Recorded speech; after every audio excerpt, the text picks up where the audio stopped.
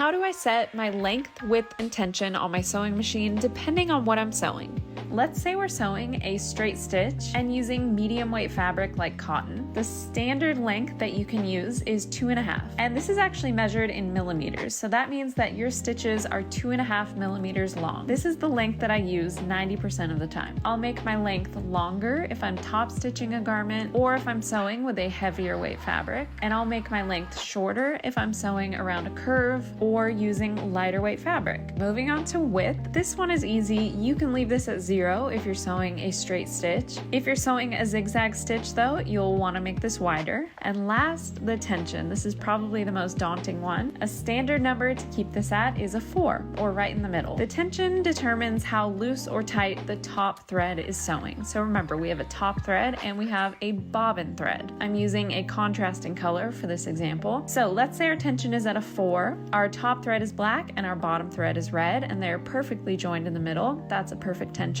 Now let's make the tension too loose. The top thread looks fine, but it's so loose that the bottom thread is pulling it through to the bottom. So you can actually see little black dots on the bottom. If the tension is too tight, the top thread is going to be so tight that it's pulling the bottom thread up. So you can see little bits of red on top of the fabric. Also, your fabric might pucker if the tension is too tight. I hope this helped a little bit. Thanks for watching.